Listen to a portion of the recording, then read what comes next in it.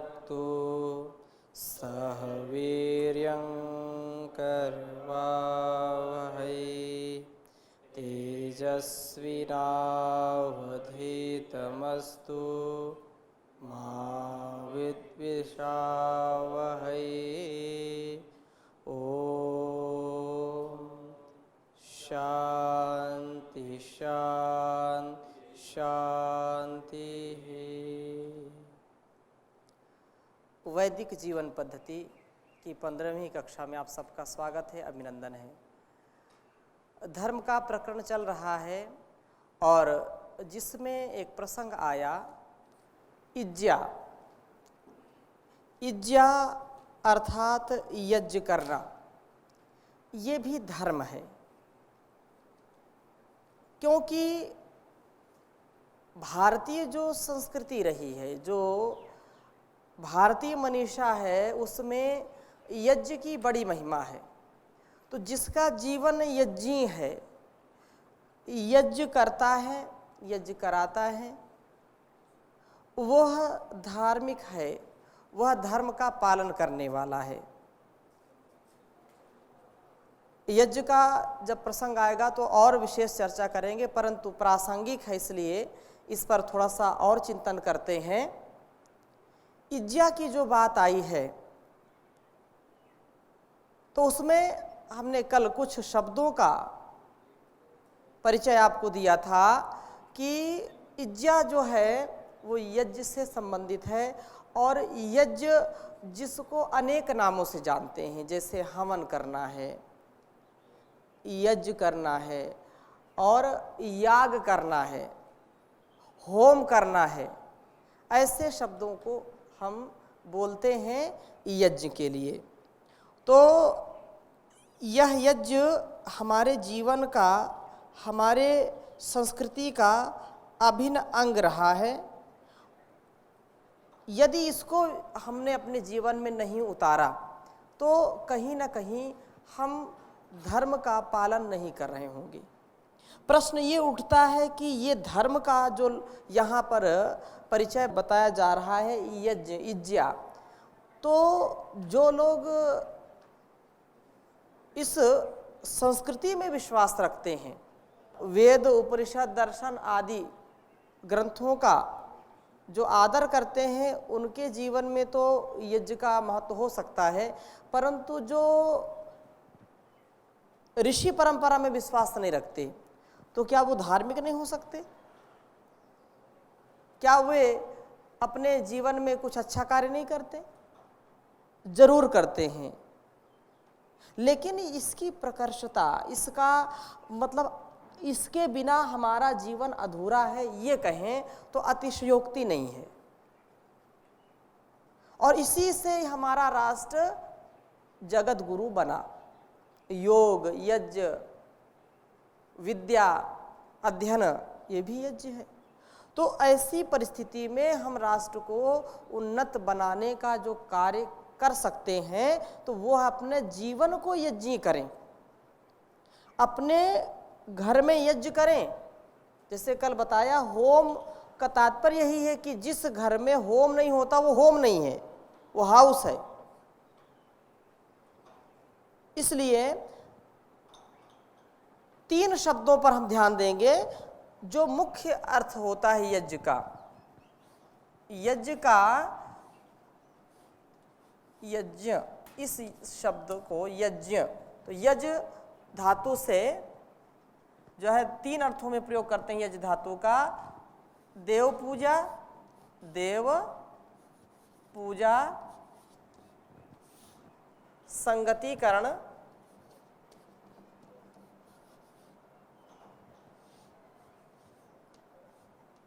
संगतिकरण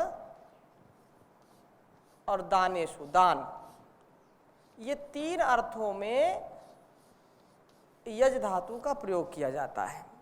देव पूजा, संगतिकरण, दान, दानेशु, 3 चीजें हो गई। अब जो हम दैनिक यज्ञ करते हैं, अग्निहोत्र करते हैं, तो उसमें को हम प्रतीक समझें और वह वातावरण के लिए बहुत ही आवश्यक है संतुलन बना रहे। हमारे शरीर से 24 घंटे 12 महीने 365 दिन, 7 दिन 24 घंटे दुर्गंध ही निकलती है। शरीर से कोई ऐसा पदार्थ नहीं निकलता है जो वातावरण को स्वच्छ कर सके। आँख से, नाक से, मुंह से, मलमूत्र से, ये सब क्या है, केवल वातावरण को दूषित ही करते हैं। और जाने अनजाने इतनी हिंसाएं हमसे हो जाती हैं, इतने जो है जीव मरते हैं हमसे, चलते फिरते भी अनेक प्रकार के चींटी चींटा मर जाते हैं। तो उन सब प्रायश्चितों को हम कर सकें, हम जो अपनी ओर से इस वातावरण को दूषित कर रहे हैं उसमें कुछ संतुलन कर सकें, तो इसलिए हम यज्ञ करते हैं। यज्ञ करना क्या है, धर्म है। ये पूर्ण वैज्ञानिक है, इसमें कोई ढकोसलेबाजी, ढोंग, आडंबर नहीं है। 1 चम्मच यदि हम घी अग्नि को देते हैं तो उससे कम से कम 1 कुंटल जो ऑक्सीजन है वो शुद्ध हो जाती है। जो वातावरण में है, जो प्रदूषण है, कम से कम 1 कुंटल, कम से कम की बात कर रहा हूँ, 1 कुंटल वायु शुद्ध होती है। और उस घर में कभी भी कोई नकारात्मकता नहीं आती। आपने भोपाल गैस त्रासदी सुनी होगी। बाद में विश्लेषण के बाद ये बात आई, क्योंकि वहाँ भी कुछ विद्वान लोग वहाँ आसपास रहे हैं और जिनके घरों में रोज यज्ञ होता था, उनके घरों में उस गैस का विशेष प्रभाव नहीं पड़ा। अन्य जिन घरों में यज्ञ नहीं होता था उनमें बहुत ही हानि का सामना करना पड़ा। यज्ञ एक विज्ञान है और ये धर्म की जो चर्चा कर रहे हैं, धर्म भी क्या है, हमारा कर्तव्य है, हमारा दैनिक कर्तव्य, हमारा धर्म है। जैसे हम अपने शरीर को पुष्ट करते हैं अच्छे अच्छे पदार्थ लेकर के, प्राणवायु को लेकर के, शुद्ध जल को लेकर के, वैसे ही अग्नि में हम इन चीज़ों को डाल करके, जो रोगनाशक पदार्थ हैं, जो पुष्टिकारक पदार्थ हैं, जो सुगंधि युक्त पदार्थ हैं, जो अनेक प्रकार के जो है हमारे दोषों को हरने वाले पदार्थ हैं, उन पदार्थों को डाल करके हम क्या करते हैं, अपने इस वातावरण में प्रदूषित जो चीज़ें हैं, जो गैसें हैं, जो मनुष्य के लिए, जीव जंतुओं के लिए खतरा है या हानिकारक है, उनको कम करने का प्रयास किया जाता है। और इससे फसल भी अच्छी लोग लेते हैं। उत्तर प्रदेश में कहीं उन्नाव के पास की बात है, अभी तो उस गांव का नाम नहीं मुझको याद है, एक किसान जो जिसकी फसल भी थी और बहुत बड़ा बाग था, आम का बाग था, लेकिन उसमें कई वर्षों से कोई बौर नहीं आता था। यज्ञ विज्ञान के विषय में उसने पढ़ा और बाग में ही उसने यज्ञ आरंभ किया। कुछ दिनों तक उसने यज्ञ का अनुष्ठान वहाँ किया, जिसके कारण वहाँ जिस समय बौर आनी चाहिए थी बहुत ही अच्छी बौर आई और वहाँ की आसपास की फसल भी बहुत अच्छी हुई। इससे ये बात सिद्ध होती है कि ये पूर्ण वैज्ञानिक है और इसके द्वारा जो यज्ञ का जो कार्य है वो वातावरण में शुद्धि का एक माहौल बने, जिससे लोगों का जो जीना हराम हो रखा है वो ठीक हो। कम से कम बिना यज्ञ किए कोई भोजन नहीं करता था। यदि इसको हम अपने जीवन में उतारेंगे तो निसंदेह इसमें पूरा विश्वास है कि सुख, शांति और परस्परता जरूर बढ़ेगी, क्योंकि जब हम यज्ञ करते हैं तो पूरा घर आकर के बैठता है। सप्ताह में कम से कम साप्ताहिक यज्ञ कर लें, रोज ना कर पाएं, साप्ताहिक ना करें तो कम से कम पाक्षिक कर लें, पाक्षिक ना कर पाएं तो कम से कम मासिक कर लें। कभी न कभी आपको इसको करना ही पड़ेगा। अमेरिका हो चाहे ब्रिटेन हो, कहीं भी आप देखेंगे वहाँ के बड़े बड़े कार्यक्रमों में, अनुष्ठानों में जो प्रबुद्ध लोग हैं पहले यज्ञ कराते हैं। आज की स्थिति, भारत के विद्वान या वहाँ के वो दिन भर अपना कर्मयोग करते हैं, लेकिन सुबह या शाम जब उनको अवसर आता है तो सब मित्रों सहित बैठ करके यज्ञ करते हैं। ये परंपरा हमारे यहाँ की रही है और ये धर्म को पुष्ट करता है। इसलिए यज्ञ धर्म का ये बहुत बड़ा गुण है कि वो ये जो अब इसमें हम चलते हैं कि देव पूजा, संगतिकरण, दान। देव पूजा का तात्पर्य यही है, थोड़ी चर्चा की थी कल, कि अपने माता पिता, गुरु, आचार्य की सेवा करना, ये देव पूजा है। जड़ देवता और चेतन देवता, दो प्रकार के देवता है। तो चेतन देवता में जो जीवित है, जो जीवित है उनकी भोजन से, औषध से, वस्त्र आदि से सेवा करनी, उनकी आज्ञा का पालन करना देव पूजा, उनको संतुष्ट करना क्या है, देव पूजा कहलाती है। तो जीवन में सत्संग हो, सत्संगति हो, एक दूसरे का आदर हो, स्वभाव में ये आ जाए। वो कोई हिंदू, मुस्लिम, सिख, ईसाई की बात नहीं की जा रही है। व्यक्ति का जीवन जो है यज्ञी हो, उसके स्वभाव में परस्परता, विनम्रता, मैत्री भाव हो, ये भी यज्ञ है। उसके जीवन में मधुरता पूर्वक उसका बोल वचन हो, ये भी यज्ञ है। किसी की दुर्दशा में, किसी की परेशानी में हम जब सहयोग करते, ये भी यज्ञ है। हम किसी को परेशानी से ऊपर उठाते हैं, ये भी यज्ञ है, क्योंकि अपने पुरुषार्थ से दूसरों का सत्कार करना, दूसरों की सेवा करना, ये भी क्या है, यज्ञ है।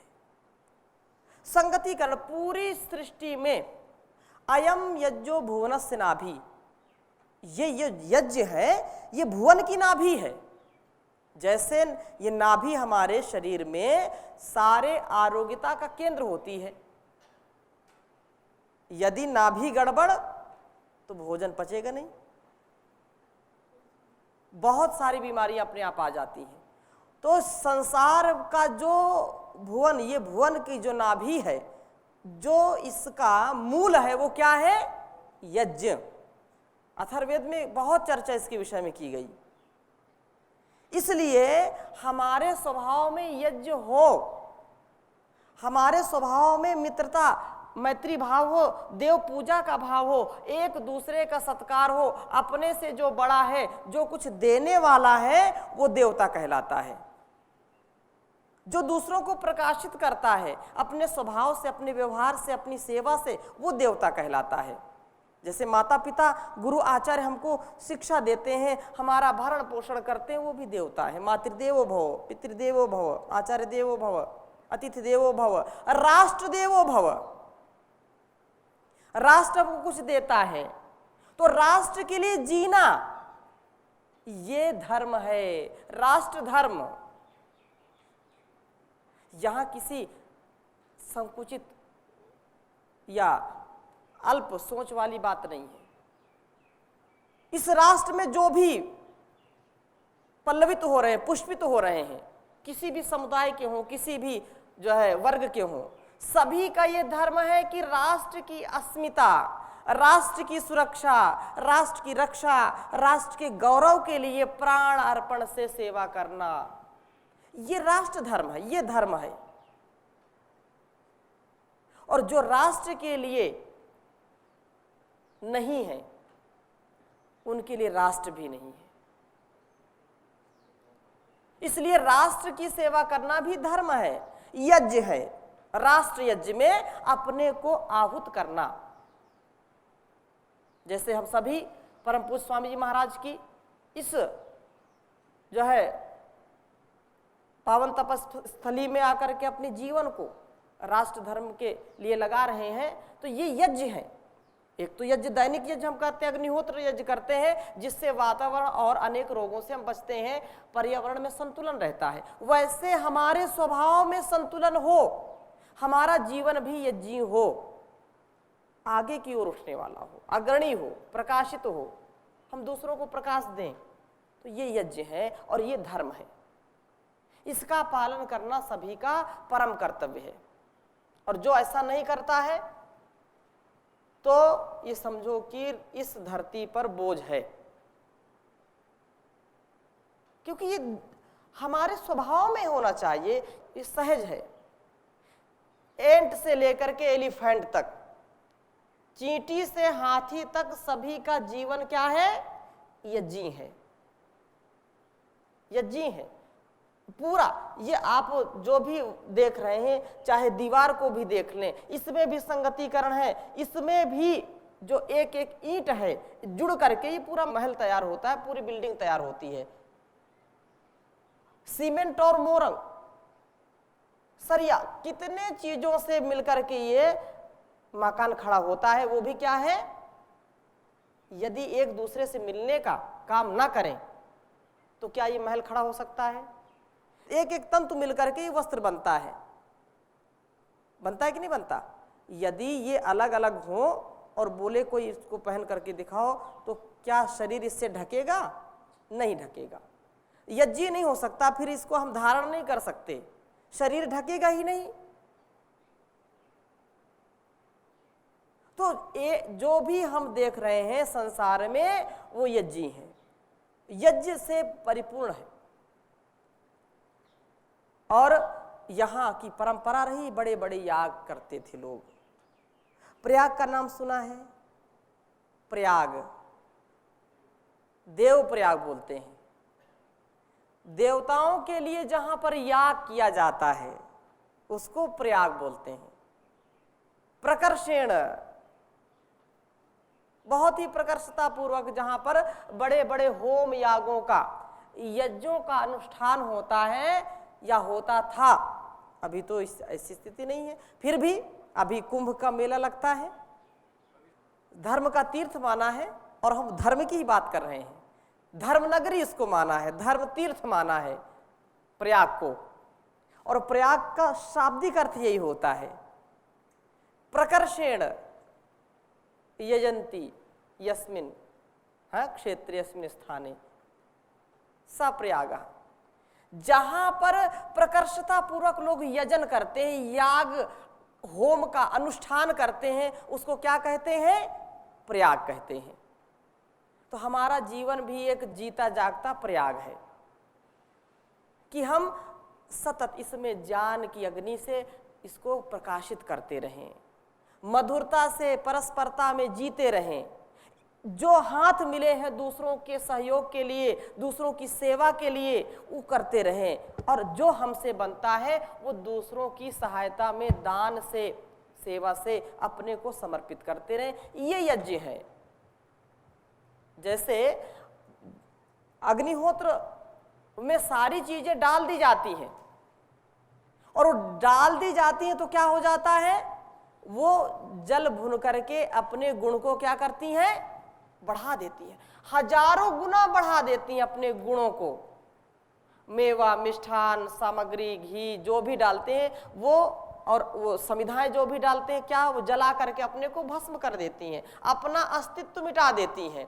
और जब अपना अस्तित्व मिटा देती हैं तभी सुगंधी पूरे जो है वातावरण में फैल पाती है। ऐसे ही हमारा जीवन जब त्याग, तपस्या, सहयोग की भावना से, सेवा से, ज्ञान से अपने अहम को मिटा दें, अपने अहंकार को मिटा दें, और स्वभाव में सेवा हो जाए, अपना कुछ रहे ही नहीं, तो वह व्यक्ति क्या हो जाता है?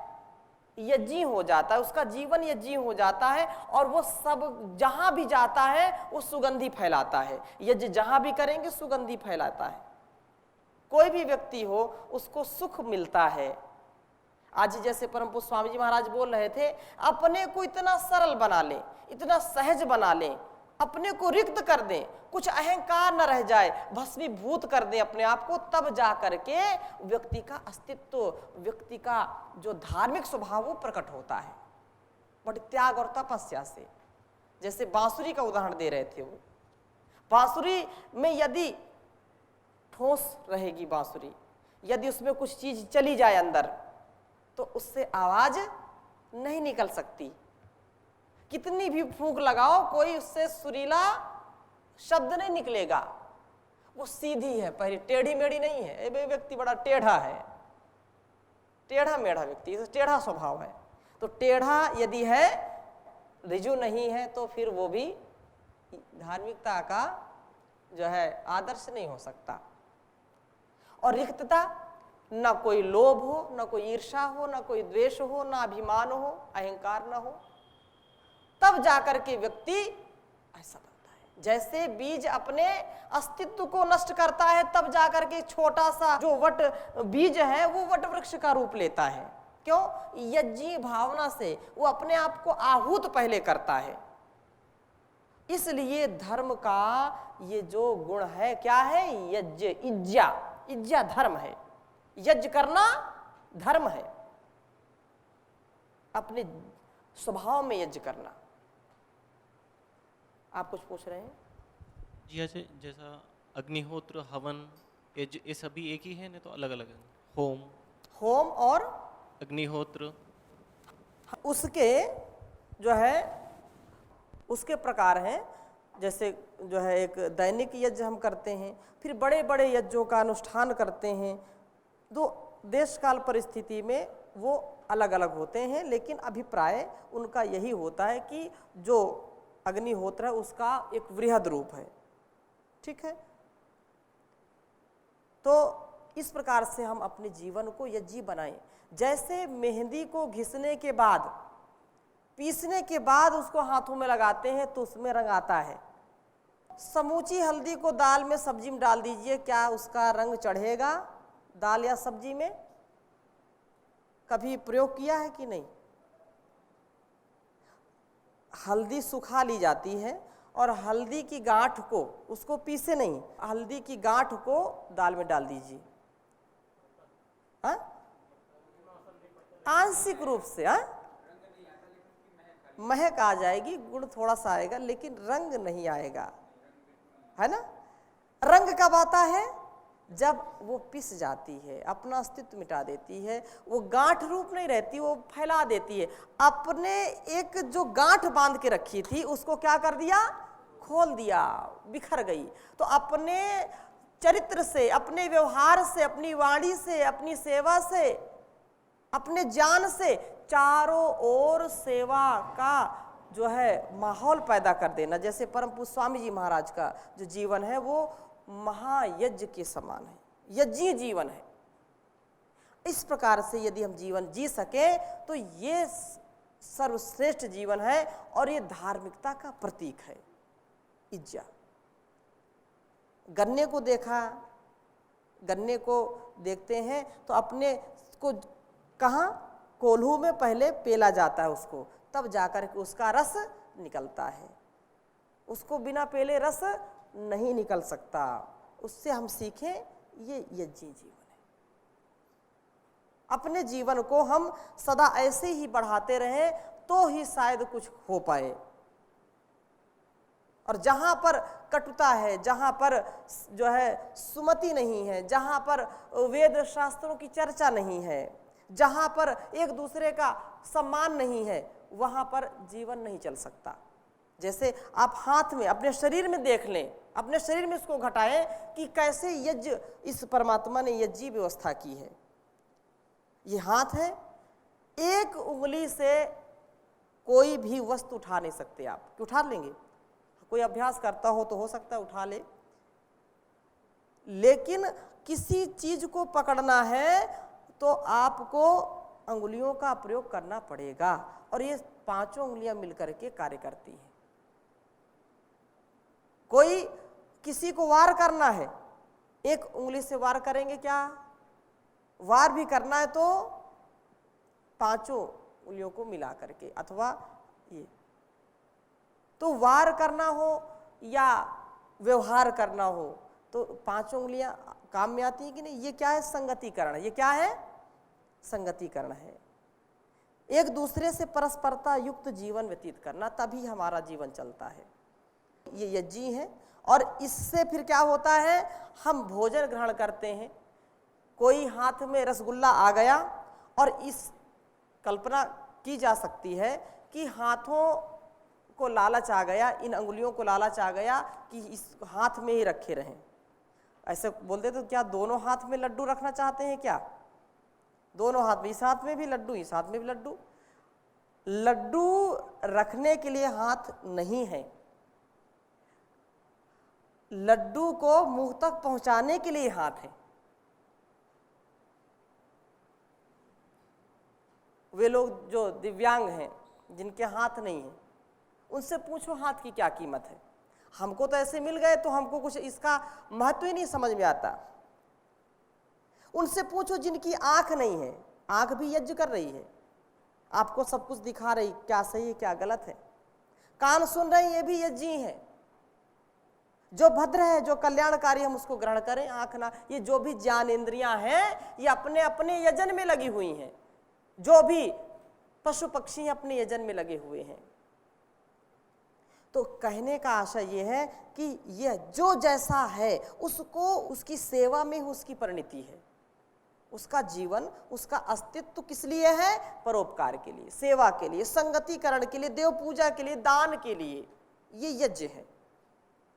हाथों ने निवाले को उठाया और किसको दे देते हैं? हाथों से निवाला उठाया और वो मुख को देते हैं, क्योंकि हाथ में रखने से शरीर की पुष्टि नहीं हो सकती। हाथ में निवाला रखा रहे 24 घंटे, इससे शरीर की पुष्टि होगी क्या? नहीं होगी। उसने हाथ ने उठाया और मुंह को दे दिया, फिर मुंह ने उसको और सूक्ष्म कर दिया कि नहीं? दांतों ने अपना पुरुषार्थ किया, उसको बहुत ही बारीक कर दिया, लार्वा युक्त हो गया वो निवाला, और उसने भी मुंह में नहीं रखा। अगर मुंह सोचे कि ये रसगुल्ला बहुत अच्छा है, बहुत मीठा है, जीभ सोचे कि मैं इसको नीचे नहीं दूंगी, गले के नीचे ना उतरे, मेरे मुंह में रखा रहे, तो इससे जीभ का स्वाद या जीभ का अस्तित्व कब तक रहेगा? सड़न गलन पैदा हो जाएगी, उसको रखे रखे फिर विकार पैदा हो जाएंगे। इसलिए वो उसको अपना कर्तव्य करके कहाँ देती है? आंतों को देती है। दांतों ने अपना काम किया, आंतों तक पहुंचा दिया। ये मुख का काम है, इसी को मुख बोलते हैं। और कहावत है कि मुख के समान मुखिया होना चाहिए, मुख के समान मुखिया होना चाहिए। लेकिन मुखिया आज भी दुखिया है, वो सब माल अपने पास ही रखता है। लेकिन मुख का काम क्या है? उसको बारीक करके अंदर पहुंचा दिया, आंतों को दे दिया, फिर आंतों ने भी अपने पास नहीं रखा। यदि आंतें अपने पास रख ले तो सड़न पैदा हो जाएगी, विकार पैदा हो जाएगा। उसने उसको और सूक्ष्म कर दिया, रस बना दिया, फिर रस से रक्त, मांस, मज्जा और अनेक जो सप्त धातुएं पुष्ट कर दी। ये यज्ञ जीवन हमारे जीवन में उतर रहा, हमारे शरीर में उतर रहा है। ऐसा यदि हर व्यक्ति अपने अपने कर्तव्य का पालन करे अनासक्त भाव से, तो ये धर्म की स्थापना है, ये धर्म है, ये स्वभाव है। आज यही तक। ओम शांति शांति शांति।